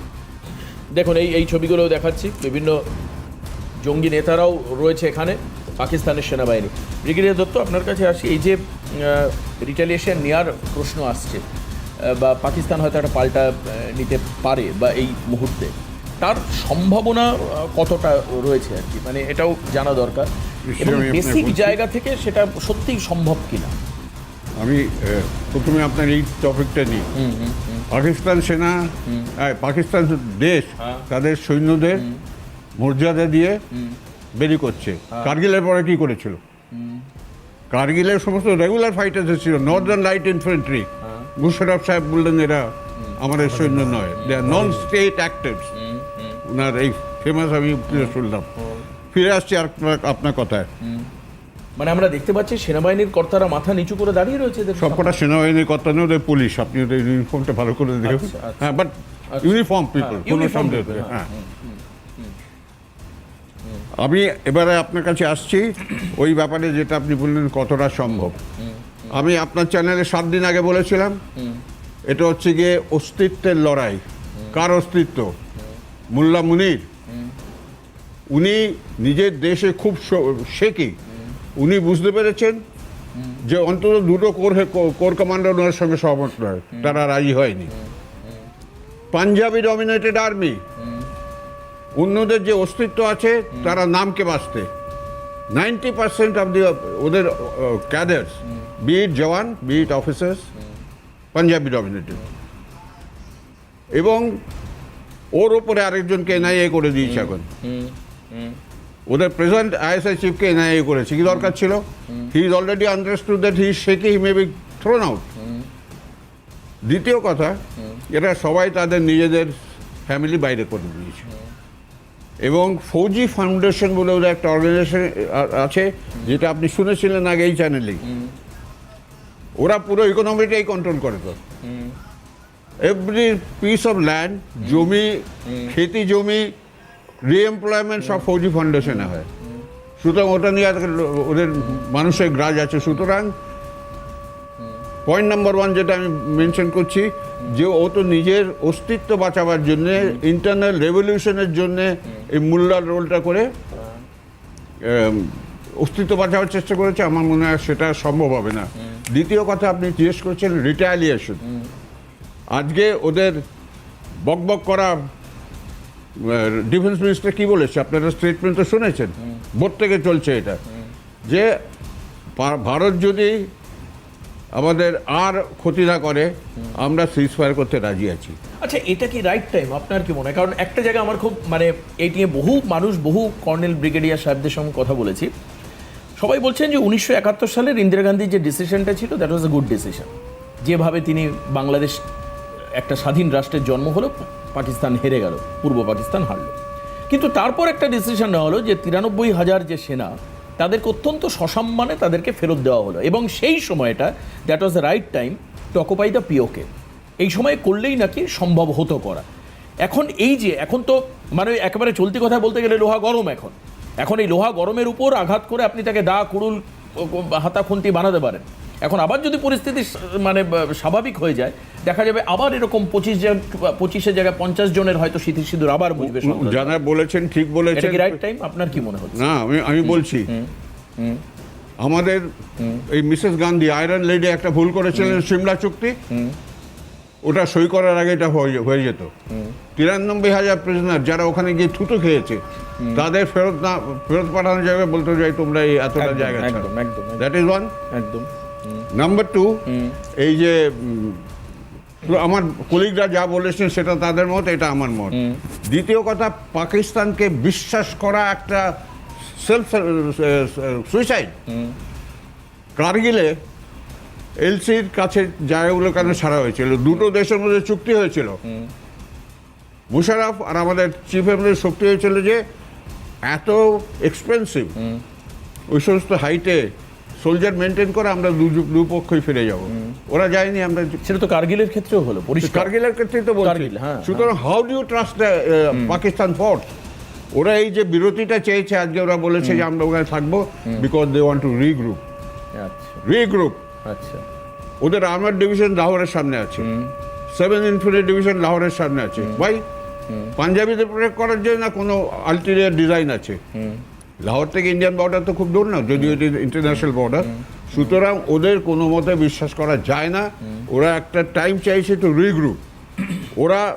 ওদের আর্মির সম্মান রাখতে হবে। তো আর্মি কিছু করলো না। তার মানে আপনাদের কথাবার্তায় তো খুব পরিষ্কার হচ্ছে যে পাকিস্তান কিছু না কিছু একটা করবে। করবে। একটু সময় চেয়ে খানিকটা হয়তো ফ্রেশ ব্রেথ নিয়ে নিচ্ছে। পাল্টা একটা আঘাত হানবার জন্য, কিন্তু পাল্টা আঘাত হানলে তখন ভূমিকাটা হবে যেটা কিছুক্ষণ আগে আমাকে বললেন কৌশিকবাবু, যে এটা ট্রেলার ছিল, এবার তারা গোটা ফিল্মটা দেখতে পাবে। এবার আমার কথা হচ্ছে যে এই ক্ষেত্রে এই মানে পরিস্থিতিটা কি হতে পারে, মানে আন্তর্জাতিক বিভিন্ন সম্পর্কে কোন দেশ কার পাশে দাঁড়াতে পারে, মানে যেটা আমরা আজ এই রাতে এখন এই মুহূর্তে দাঁড়িয়ে যে মানে যে সম্ভাবনাটার কথা বলছি, যে যুদ্ধকে যদি যুদ্ধ তৈরি হয়, এরপরে যদি কিছু হয়, তাহলে কিন্তু তার একটা হয়তো দীর্ঘসূত্রিতা থাকবে, একটা লং টাইম ওয়ার কি হতে পারে না, এই প্রশ্নটা থাকছে। এবং এই যে আমি আরেকটা জায়গায় খুব জানতে ইচ্ছুক যে কালকের যে অ্যাটাকটা হলো, এক্ষেত্রে কিভাবে ইন্টেলিজেন্স ইনপুট ভারত পেল যে ঠিক এখানেই জঙ্গি ঘাঁটি, ঠিক এখানেই মাসুদ আজহারের ট্রেনিং ক্যাম্প, ঠিক এখানেই লঞ্চ প্যাড, এটা কি করে সম্ভব? মানে হয়তো পুরোটা টিভিতে হয়তো বলবেন না সেনাকর্তারা, কিন্তু তবুও প্রিসাইজ কি করে এইভাবে এত নির্দিষ্ট এটা কি করে সম্ভব, মানে আমরা অভিভূত দেখে। ওদের অনেক ইয়ে রয়েছে। আমি আসি, একটা বিরতি নিয়ে আসছি স্যার, প্লিজ একটা বিরতি নিয়ে আসছি। আমি কর্নেল কৌশিক সরকারকে দিয়ে শুরু করব যে ঠিক এখানে এবার তবে যেতে যেতে দ্রুত আবার সেই মর্ম ব্যথুর মনে হচ্ছে নিজের কাছে, নিজেরই খুব খারাপ লাগছে। এই কলকাতার বিতান অধিকারী যার যার মৃত্যু হয়েছে পেহেলগাঁওতে, তার স্ত্রী কি বলেছেন আমি বিরতির পরে ফিরে সাথে এবং যাদের সাথে হয়েছে আমাদের একটাই রিকোয়েস্ট ছিল, আমাদের জাস্টিস চাই। থেকে আমরা যেটা চেয়েছিলাম গভর্নমেন্ট অ্যাকশন নিয়েছে, আমার গভর্নমেন্টের উপর পুরোপুরি ভরসা, পুরোপুরি বিশ্বাস। ওনারা যে অ্যাকশনটা নিয়েছে সেটা প্রপার অ্যাকশন নিয়েছে, আমি তাদের কাছে ধন্যবাদ। এটা নিশ্চয়ই দেখছেন, আর যে অপারেশন সিঁদুর লিখেছে আমার আজকে সিঁদুর তারা কেটে নিয়েছে। ভগবান আমার হাজব্যান্ডকে শান্তি দিই, আর ভবিষ্যতে যাতে কারোর কপালের সিঁদুর না যায়, এটাই গভর্নমেন্টের কাছে আমার রিকোয়েস্ট। আর অবশ্যই এই যুদ্ধের ক্ষেত্রে যে ব্যাক স্টোরি যেটা রয়েছে সেটাও আলোচনার মধ্যে আনতে হবে। ডেফিনেটলি এই ক্ষেত্রে চীনের কি ভূমিকা রয়েছে সেটা মাথায় রাখতে হবে। কোনো বড় যুদ্ধে যাওয়ার আগে স্ট্র্যাটেজি তৈরি করতে হবে, এটা সবাই জানেন এবং সেই ধরনের হয়তো পরিকল্পনাও হচ্ছে।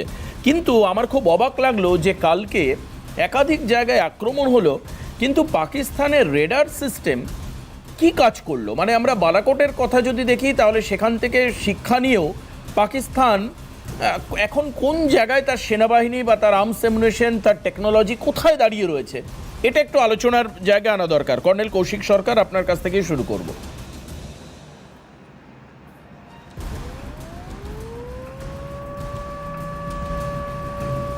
হ্যাঁ, মেন হচ্ছে যে পাকিস্তানের যে রাডারগুলো আছে সেগুলো ম্যাক্সিমাম চাইনিজ রাডার, এবং সেগুলো কোনো কারণে কাজ করেনি, যে কারণে ওরা কোনো কিছু ইন্টারসেপ্ট করতে পারেনি বা আমাদের কোনো মিসাইলকে তারা টার্গেট করতে পারেনি। এটাই হচ্ছে মেন কারণ। এবং আপনি যে কথাগুলো বলছিলেন যে কোথা থেকে আমরা এত ইন্টেলিজেন্স ইনপুট পাচ্ছি, কি হচ্ছে, এগুলো আমাদের ইন্টেলিজেন্স ইউনিটস আছে যারা এই ইনপুটগুলো নিয়ে আসছে, এবং স্যাটেলাইট ইমেজারি এর থ্রু দিয়ে আমরা জানতে পারছি কোথায় কোন লোকেশনে কি আছে। আর আমরা এইটুকু জানি, একটা জিনিস মনে রাখবেন, যে 9টা সাইটে এরা স্ট্রাইক করেছে, এই 9টা সাইটই কিন্তু পাকিস্তান আর্মির বড় বড় বেস আছে।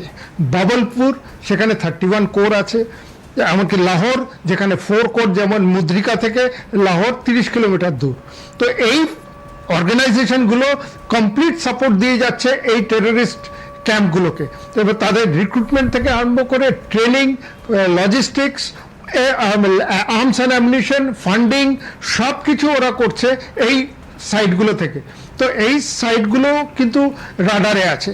তো আমাদের আমাদের এগুলো ইন্টেলিজেন্স ইউনিট থেকে, আমাদের সিগন্যাল ইউনিট থেকে আমরা খবর পেয়ে যাই। আর এর চেয়ে বেশি তো বলা যায় না online, on camera, it cannot be specified. বাকি আমাদের যা ইউনিট আছে তারা যথেষ্ট ইনপুট দিচ্ছে, ইন্টেলিজেন্স ইনপুট দিচ্ছে, এবং সেই নিয়ে আমরা আমাদের অপারেশন প্ল্যান করেছি। এই জন্য আমরা বলছিলাম না যে এতদিন কেন লাগলো, রোজ প্রশ্ন আসতো কবে হবে কবে হবে। আমি বলেছিলাম এটা সারপ্রাইজ হবে, এবং টাইম আর লোকেশন এটা আমাদের যে ন্যাশনাল প্ল্যানার আছে বা মিলিটারি কমান্ডার্স আছে তারাই কিন্তু ঠিক করবে। আমরা এটা ঠিক করার কেউ নই, তারাই করবে, এবং তারাই বেস্ট বোঝে হোয়াট ইন্ডিয়া রিকোয়ার্স নাও। আচ্ছা, এই ক্ষেত্রে ভারতের অবশ্যই মানে রাজনীতির বাইরে থেকেও একজন চাণক্যের ভূমিকা পালন করেন, তিনি হচ্ছেন অজিত ডোভাল। এই ক্ষেত্রে বলতেই হবে তার নাম, নিরাপত্তা উপদেষ্টা। এবং প্রতি মুহূর্তের এই যে আক্রমণের ব্লু প্রিন্ট বা গেম প্ল্যান যেটাকে বলা হয় সেটা নাকি অজিত ডোভাল তৈরি করেন। আমি রঞ্জনবাবুর থেকে জানতে চাইবো তার এফিসিয়েন্সি বা তার ভূমিকাটা কি থাকে অ্যাকচুয়ালি এই সমস্ত ক্ষেত্রে, এবং এই যে তিনি বলছেন যে সাধারণ সেনাবাহিনীর হাতে কিছুই থাকে না, একটা প্ল্যান তৈরি হয়ে আসে, সেটাকে এক্সিকিউট করার দায়িত্ব থাকে। আমি পুরোপুরি সহমত নয় কর্নেল সাহেবের সঙ্গে। দেখুন, সামরিক বাহিনী ভারতের একটা অত্যন্ত গুরুত্বপূর্ণ প্ল্যানিং করে। আপনি যেটা স্ট্র্যাটেজির কথা বললেন, Strategy, হ্যাঁ। সেটা আমরা 3টে ভাগে স্ট্র্যাটেজিটা করি। কিরকম? এবং শর্ট টার্ম যেটা স্ট্র্যাটেজি আমরা ট্যাকটিক্স বলি, এটা ট্যাকটিক্যাল ওয়ারফেয়ার। Right. একটা মিড টার্ম স্ট্র্যাটেজি হয়, একটা লং টার্ম স্ট্র্যাটেজি হয়। এবং নর্মালি ভারতীয় সেনাবাহিনী, 3টে সেনাবাহিনীকে নিয়েই বলছি, ভারতীয় সেনাবাহিনী লম্বা পারি খেলতে অভ্যস্ত। We play a long game and it's a long game. তাহলেই আমরা জিততে পারি, তাই জন্যই আমরা জিতি। এই 71 war was not a one day affair. Political decisions একজন নেন, তারপরে সেটাকে স্ট্র্যাটেজাইজ করা এবং কতখানি ট্যাকটিক্যাল হবে, 15 দিনের মধ্যে হবে, 20 দিনের মধ্যে হবে, কতটা 30 দিনের মধ্যে হবে। সেই জন্যই কি সেনাবাহিনীর হাতে প্রধানমন্ত্রী সব দায়িত্ব ছেড়ে দেন? Exactly, number 1। নাম্বার 2, আপনি অজিত ডোভালের কথা বললেন, আমাদের ন্যাশনাল সিকিউরিটি অ্যাডভাইজার, অত্যন্ত সম্মানীয় ব্যক্তি এবং বুঝদার ব্যক্তি, ওয়েল রেড অ্যান্ড ভীষণ বুদ্ধিমত্তা রাখেন, ভীষণ বুদ্ধি বলার লোক। আমরা ওনাকে মানে এই উপদেষ্টা হিসেবে পেয়ে খুবই ধন্য, গর্বিত। এবং he, I can say, is a modern day Chanakya so far as the armed forces is concerned. এবং আমাদের ন্যাশনাল সিকিউরিটি অ্যাডভাইজার হিসেবে তিনি যথেষ্ট গুরুত্বপূর্ণ একটা পদক্ষেপ নিচ্ছেন এবং success rate is 100%. That's immense, very very important, গুরুত্বপূর্ণ। তবে আমি যেটা আপনাকে একটু বলছিলাম আপনার চ্যানেলের থ্রু দিয়ে, নাগরিকদের আমি বলতে চাইবো, definitely. নাগরিক সচেতনতা অত্যন্ত জরুরি। খালি আর্ম ফোর্সেস, পলিটিক্যাল ফোর্স দিয়ে কিছু হবে না। এবং পলিটিশিয়ানদের আমি বলতে চাই, ব্রিগেডিয়ার সাহেব বলছিলেন, they should now rise above the politics. Politics is internal, but security of the nation সার্বভৌম, সব থেকে ওপর, এবং সেখানে কোনো পলিটিক্স না, আজকে কিন্তু সারা বছর নানান কারণে আলোচনা মমতা বন্দ্যোপাধ্যায় আর কেন্দ্র সরকারের মধ্যে দেখা যায়।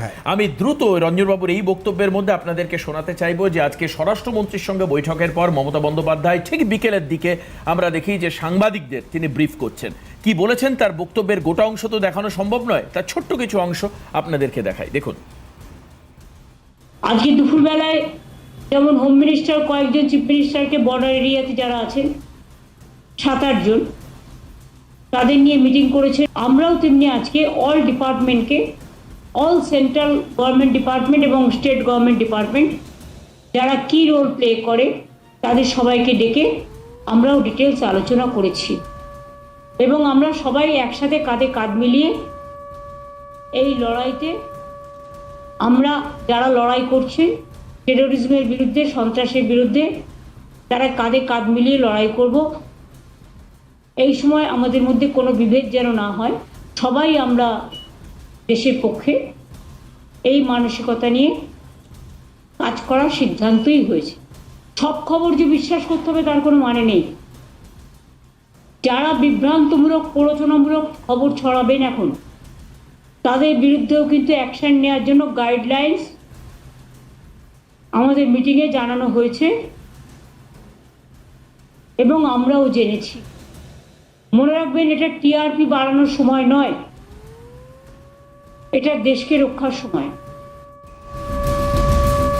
যখন মমতা বন্দ্যোপাধ্যায়ের বক্তব্যের মাঝখানের দিকটা খুব ভালো লাগলো, উনি বললেন যেটা রাজনীতি করার সময় নয়, সবাই আমরা কাঁধে কাঁধ মিলিয়ে লড়বো, এরকমই হওয়া উচিত। হ্যাঁ। তবে দেখুন, পাকিস্তান ওসামা বিন লাদেনকে আশ্রয় দিয়েছে এবং ওদেরকে না জানিয়ে আমেরিকান নেভি সিলস একদম ভেতরে ঢুকে ওসামা বিন লাদেনকে মারে। পাকিস্তানের মুখ কালা হয়ে যায়।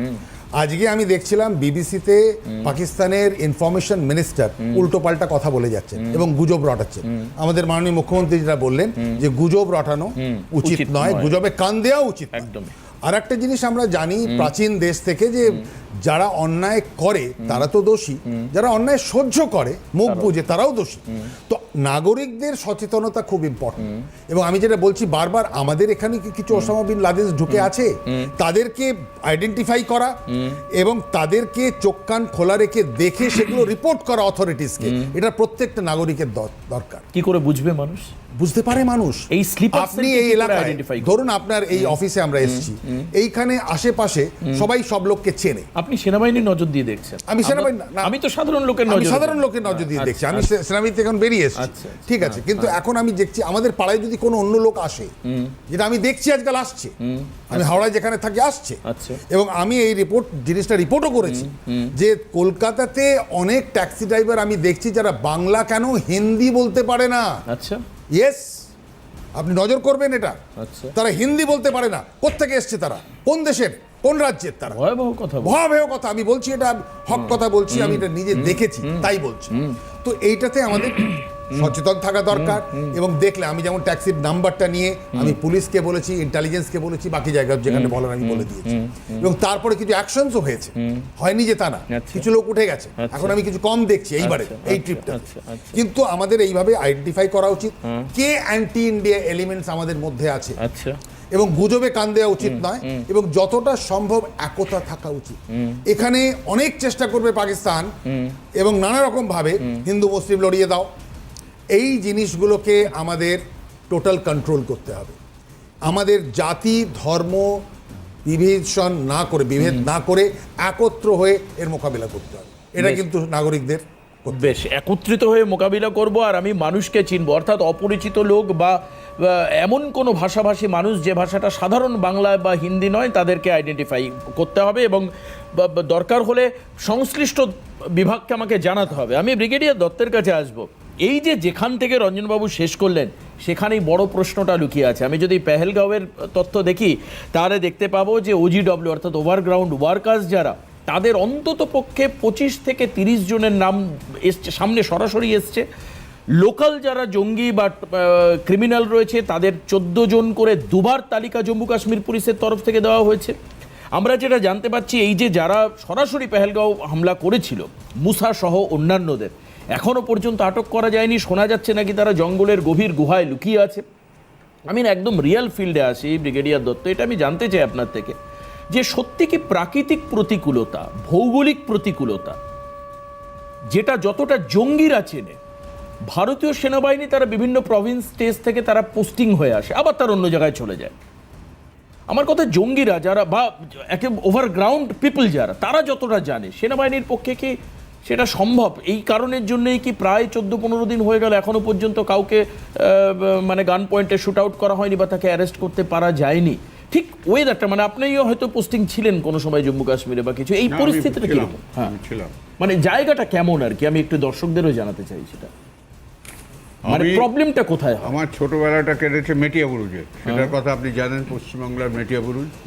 আমি ওখানে জন্মেছি। আচ্ছা, তখন থেকে আমার একটা ভেতরে একটা ফিলিং এসে গেছে। আমি তখন 12 বছর বয়স, আমি ওখান থেকে বেরিয়ে গেছি। সর্বনাশ, মেটিয়াবুরুজ থেকে ফিলিং আসা মানে তো অন্য ইঙ্গিত। হ্যাঁ, আমি বলছি আপনাকে, হ্যাঁ, আমি বলছি ওদের মেন্টালিটি। আচ্ছা, উনি বলেছেন হ্যাঁ, ঘরের শত্রু বিভীষণ। হ্যাঁ। তারপরে আমি শুধু তাহলে ওইখানকার, তো লড়াইটা অনেক বড় লড়াই এটা। আমি তো সেই কথাই আপনারা আসছি। সবাই যেটা বলছেন আর কি। হ্যাঁ, এই যে ওভারগ্রাউন্ড ওয়ার্কাররা, এদের কোনো খবর দিতে পারেনি। কে দিতে পারেনি? জেএনকে পুলিশ। কেন? তাদের হিম্মত ছিল না? প্রত্যেকটি থানেদার, তাদের ইনফর্মার আছে। আমরা যাদের কাশ্মীরি ভাষায় ওদের মুখবির বলা হয়, মুখবিররা খবর দেয়নি কেন? খুব এই বাড়িতে একটা গ্রুপ 20 দিন ধরে রয়েছে। আপনার মনে থাকতে পারে ক্যানিং অঞ্চল থেকে একজন লস্করি তৈবার একজন ব্যক্তিকে গ্রেপ্তার করার সদস্য, যে নাকি শাল বিক্রি করার অছিলায় সেখানে ঘর ভাড়া নিয়ে দীর্ঘদিন ধরে থাকছিল। এরকম হয়েছে। আপনি আমার নিজের এক্সপিরিয়েন্সের কথা বললে আমি বলছি। ভ্যালিতে যখন আমি সার্ভ করেছি, কাশ্মীর ভ্যালিতে, আমি একটা সিনিয়র র্যাঙ্কে সার্ভ করেছি।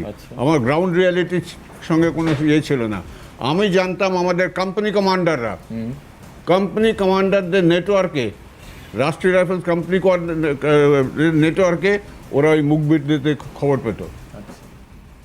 ফৌজ ইজ ডিফারেন্ট। কিন্তু এক্ষেত্রে তো এসএইচও কি করছিল? দ্য স্টেশন হাউস অফিসার, ওদের এসএইচও বলে, ও কি করছিল? ও জানতো না। ও চুপ করেছিল। কেন? খবর দিতে পারছে না, ভয় পায়। লোভ, গ্রিড, আচ্ছা, লোভীও। গ্রিডও পয়সা দিয়ে অনেক কম। হ্যাঁ আর আমি আপনাদের একটা কথা বলি দর্শকদের, অনেক ওভারগ্রাউন্ড ওয়ার্কার আছে যারা জঙ্গিদের হয়তো শেল্টার দিতে চায়নি। আচ্ছা, এই ওভারগ্রাউন্ড ওয়ার্কাররাই, ব্রিগেডিয়ার দত্ত, এরাই কি ওই স্লিপার সেল হিসাবে আমাদের রাজ্যেও থাকতে পারে? আছে, মানে কলকাতাও থাকতে পারে? অ্যাবসলিউটলি আছে। আছে আছে নিশ্চয়ই, কোনো সন্দেহ আছে?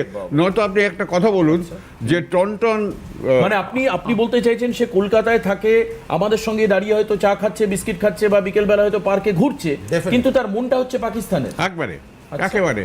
আমি আপনাকে ওই যে ঘটনাটা বলছিলাম, এগুলো আমরা সামনে দেখেছি। আমার একজন ছেলেও রাষ্ট্রীয় রাইফেলসে কোম্পানি কমান্ডার ছিল। জঙ্গিরা ঢুকে যায়, আমার কোনো উদ্দেশ্য নেই ওদের আমি শেল্টার করব। ওরা তো 10 দিনের খাবার দিতে চাইলো, at the end of the day একে দেখিয়ে বললো তোমরা উপরে চলে যাও, ওদের যে ছাতের ঘর হয়, তোমার বউকে এখানে ছেড়ে যাও। It is fact of life. কি বলছেন? আমি বলছি আপনাকে, আপনি এটা কোলাবোরেট করতে পারেন কার সঙ্গে। ওরা অনেককে থ্রেটেন করেও আচ্ছা, এইভাবে আমি আপনার আরেকটা ছোট কথা বলি। আসামে আমরা কি করে অপারেট করতাম, আমাদের একজন দোকানদার বলে দিল এই কটা লোক এসে আমাদের থেকে কুইনিন নিয়ে গেছে, কিছু পট্টি নিয়ে গেছে, কিছু ব্যান্ডেজ নিয়ে গেছে। That was good enough hint for me কি বেটাকে ধরো। আচ্ছা, ইনফরমেশন নানা রকমের নেওয়া যায়, সেটা আবার মানে সবটা হয়তো এখানে ডিসক্লোজ করা হয়তো উচিত হবে না। হ্যাঁ, কিছুটা বলবো না আমি, এটা বড় কথা বলে দিয়েছি, অনেকে প্রতিবাদ করতে না, পারে, কিন্তু একদম। নিচে এ দেখেছি। তো ভয়াবহ লাগছে আমার এখন শুনে আজকের এই প্যানেল করবার পর। অর্থাৎ কাশ্মীরে এই ঘটনা বাস্তব রূপ দেওয়া যেত না পেহেলগাঁওয়ের এই 26 জন পর্যটকের যে হত্যার ঘটনা, নরমেধ যে কার্য চালালো, সে সম্ভবই হতো না যদি লোকাল ইনপুট এবং ইনফরমেশন না থাকতো। আরেকটা কথা আমি জিজ্ঞেস করেছিলাম, যেটা আরও পরিষ্কার আমি উত্তর পেতে চাইবো, সেটা হচ্ছে ভৌগোলিক পরিসর। পাহাড়ের মধ্যে প্রচুর গুহা, অরণ্য, জঙ্গল, প্রাকৃতিক প্রতিকূল পরিস্থিতি, বরফে ঢাকা পাহাড়, এগুলো কি বারবার করে জঙ্গিদেরকে সাহায্য করছে?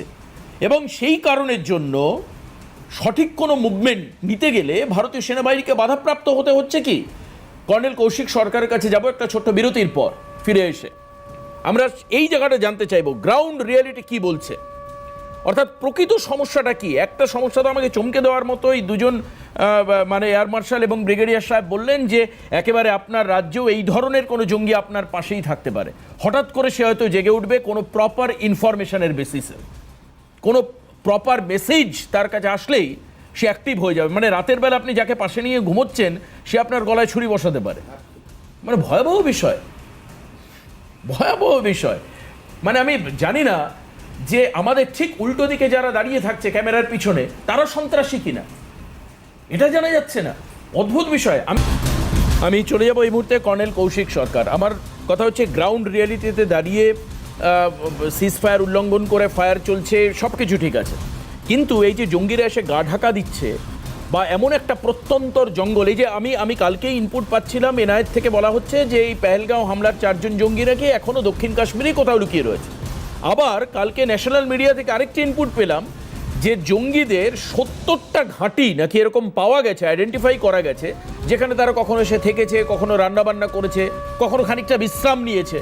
মানে নিভৃত নিশ্চিন্ত জায়গায় তারা যেন বিচরণ করে, যেক্ষেত্রে সেনাবাহিনীর নজর যায় না। নজর গেলে নিশ্চয়ই সেখানে কাউন্টার অ্যাটাক হতো, ফায়ারিং হতো, মারা যেত। সেই ঘটনাগুলো ঘটে না।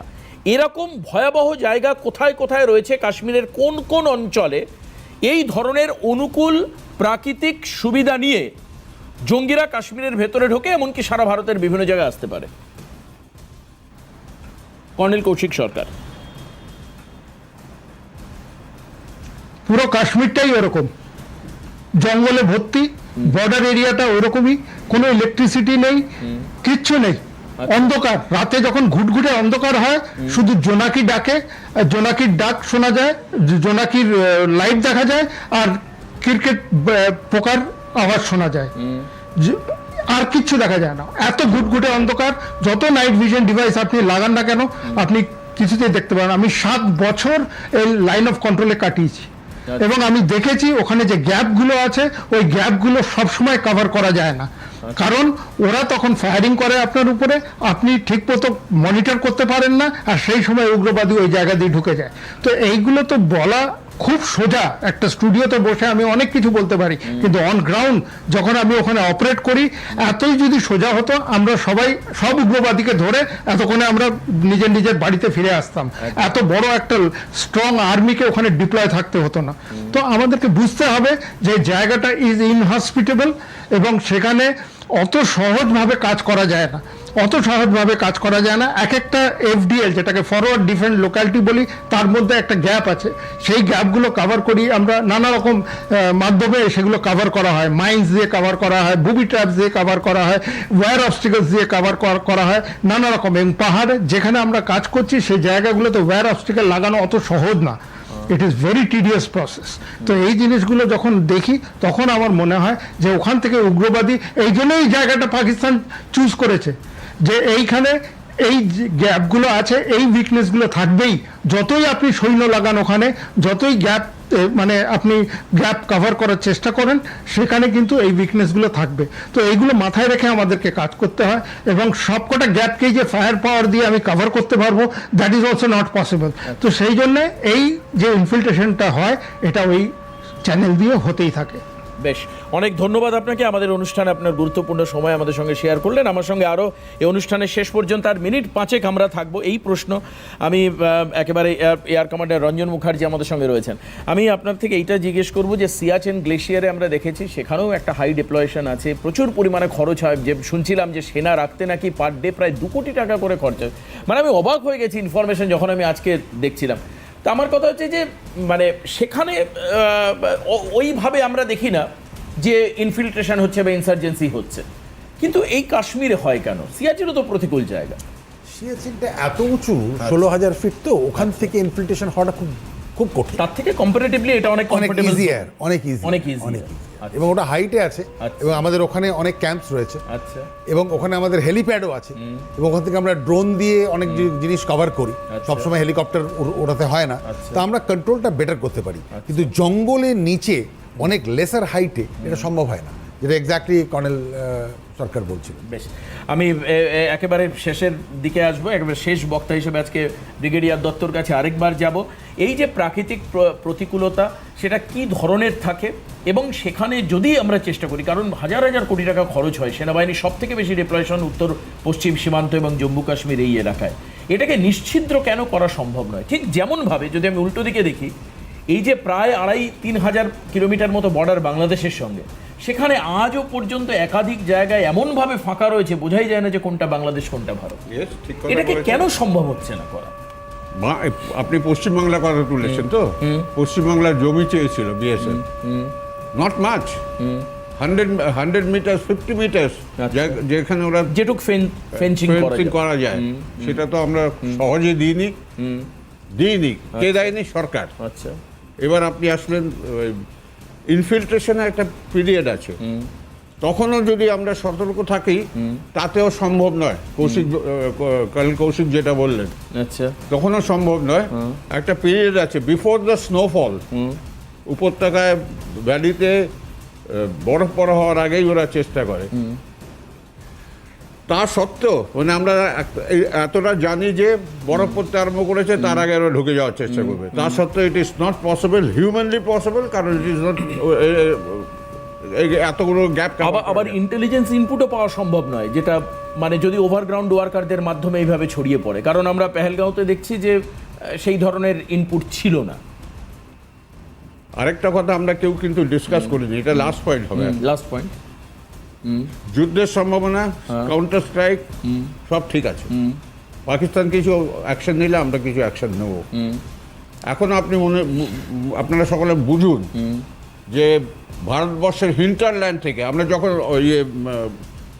অপরাক্রম করেছিলাম, হিন্টারল্যান্ড থেকে সেকেন্দাবাদ থেকে ট্রুপস এসেছিল, এগুলো অফেন্সিভ অপারেশন।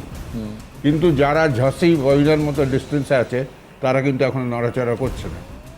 সুতরাং কাউন্টার অফেন্সিভের থ্রেট ডেফিনেটলি রয়েছে, কিন্তু আমরা এখনো একটা পোজ দেখাচ্ছি যে আমরা তোমাদের দেখে কোনো বিচলিত নয়, কারণ ফরওয়ার্ড ডিফেন্ডেড লোকালিটি এবং কয়েকটা অ্যাগ্রেসিভ ফরমেশন, ওরা পাঞ্জাব আর আম্বালা এই ধরনের ক্যান্টনমেন্টে আছে, ওরা এখনো নড়াচড়া করেনি। মানে তো কিছুই হয়নি আর কি এখন কিছুই হয়নি। কিছুই হয়নি। বেশ, কিন্তু এই যে যুদ্ধের জায়গায় যদি আসা হয় তাহলে কিন্তু ডেফিনেটলি যুদ্ধে ভারত অনেক যোজন এগিয়ে রয়েছে। কিন্তু আরেকটা ভয়ের জায়গা আজকে রঞ্জনবাবু, কৌশিকবাবু এবং ব্রিগেডিয়ার দত্ত, আশিসবাবু উল্লেখ করে দিয়ে গেলেন, সেটা হচ্ছে ভেতরের জঙ্গি তত্ত্ব, জঙ্গিবাদ। অপরিচিত মানুষ আপনার কাছে থাকা, সেও কিন্তু জঙ্গি মনস্ক হতে পারে। সে একেবারে আপনার কাছে, আপনার পাশে থাকতে পারে। সে কিন্তু আপনার বিরুদ্ধে যে কোনো সময় অ্যাটাক করতে পারে। এই বিষয়ে সতর্ক থাকতে হবে। মানুষকে বেশ কিছু মেসেজ, ইনফরমেশন আমাদেরকে আজকে দেওয়া হলো, সেগুলো মাথায় রাখতে হবে। আজকে এই অনুষ্ঠান এখানেই শেষ করবো। আমি আপনাদেরকে সবাইকে অনেক অনেক ধন্যবাদ জানাবো আজকের গুরুত্বপূর্ণ সময় আমাদেরকে দেওয়ার জন্য।